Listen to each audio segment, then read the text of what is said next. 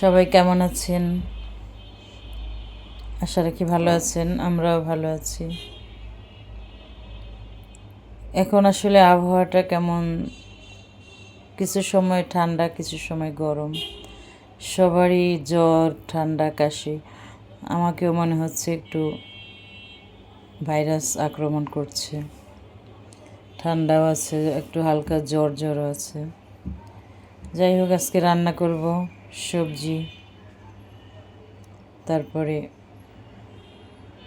ফাঁকে একটু vitamin CO খাওয়া দরকার, যেহেতু ঠান্ডা লেগেছে। আমি আসলে লেবুও খাই, কিন্তু লেবুটা আজকে গরম গরম পানি করে লেবু খাওয়াটা আসলে একটু ঝামেলার বিষয়। তো আপনারা কেমন আছেন সবাই? এই সময় আসলে বাচ্চাদেরকে খুব সাবধানে রাখবেন, কারণ অনেক বাচ্চাদের নিউমোনিয়া হচ্ছে। আমার ভাইয়ের ছেলেটাও অসুস্থ, জ্বর, ঠান্ডা, কাশি, খুবই অসুস্থ। তো আমরা সবাই সাবধানে থাকবো, সাবধানে চলাফেরা করব। আর এই সময় আসলে বেশি বেশি শাকসবজিও খেতে হবে, প্রচুর পরিমাণে পানি খেতে হবে, এর কোনো বিকল্প নেই। আর আমরা পারলে মাঝে মাঝে একটু রোদে যাব, সবুজ ঘাসে হাঁটবো। আসলে গ্রামীণ যে জীবনটা আগে ছিল, ওটাই সুন্দর ছিল।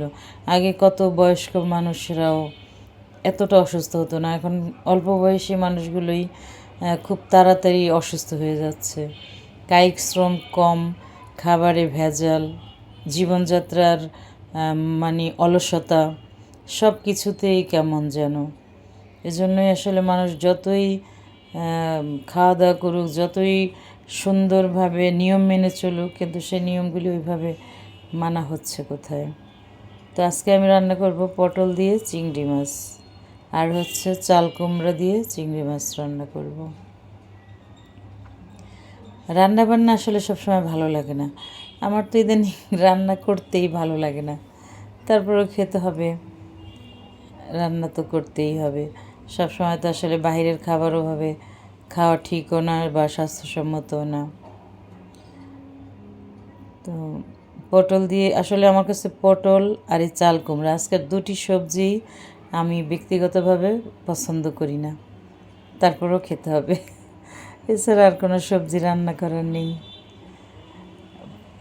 আমার পটল এবং চাল কুমড়া আর হচ্ছে কাঁকরোল, এই তিনটা সবজি আমার একদম পছন্দ না। আমার কাছে কেন যেন মনে হয় যে এই তিনটা সবজি বেশি মজা না। তো যাই হোক, পটল রান্না শুরু করে দিয়েছি পেঁয়াজ বাটা, আদা, সামান্য রসুন, না আদা দিইনি, জিরা বাটা, পেঁয়াজ বাটা দিয়েছি, আর হলুদ গুঁড়া, মরিচ গুঁড়া, লবণ, একটু পরিমাণ মতো পানি দিয়ে কষিয়ে নিব।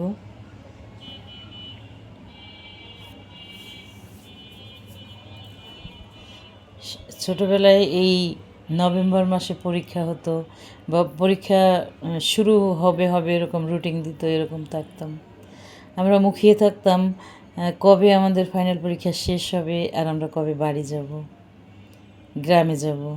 সে মানে ডিসেম্বর মাসটা ছিল আমাদের জন্য একটা অন্যরকম আনন্দের মাস। আমরা সব সময় ডিসেম্বর মাসে বাড়ি যেতাম।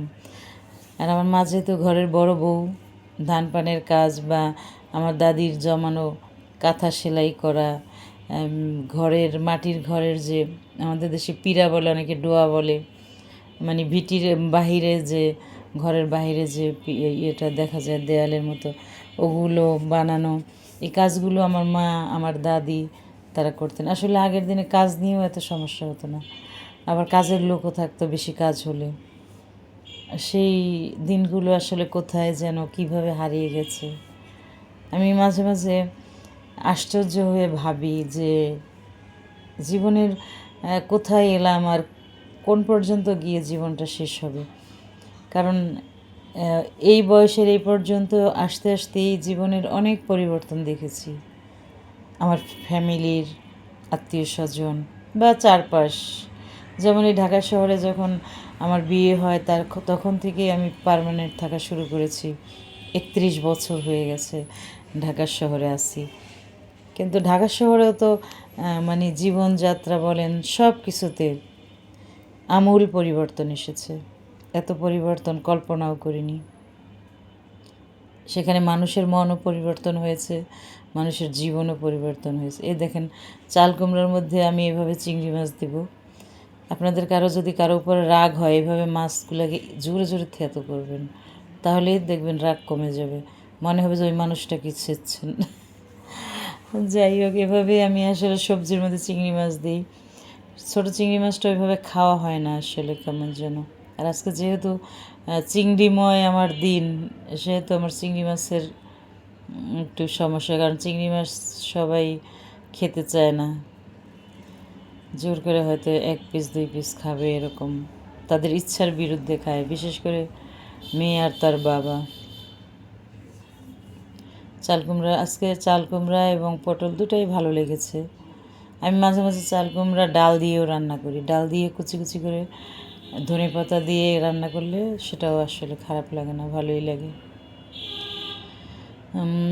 যা বলছিলাম, আমি আসলে একটু আবেগী মানুষ, আমার একটু আবেগ বেশি। বাড়িতে যাই, আমার দাদা দাদি মুরব্বীরা কেউ তেমন বাড়িতে নাই। এটা মানে ভালোই লাগে না। যে ঘরে মুরব্বী নাই আমার মতে, সে ঘরে রহমত আসলেও আসে না, বা সে ঘরে শান্তি, সে ঘরে সুখ আনন্দ, এটা আমার মনে হয় থাকে না। আমরা ছোট থেকে বড় হয়েছি আমাদের ভরা সংসারে।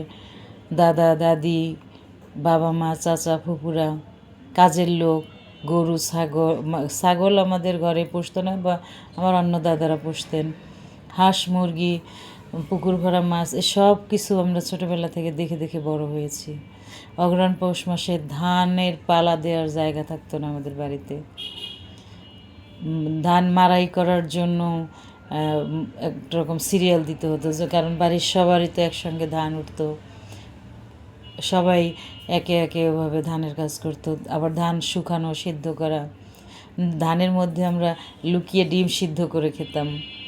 এই যে দিনগুলো, এখনকার বাচ্চারা সেসব কল্পনাও করতে পারে না। ওরা মোবাইলের মধ্যে ডুবে থাকে। আসলে ওদের দোষ না, দোষ হচ্ছে যুগের।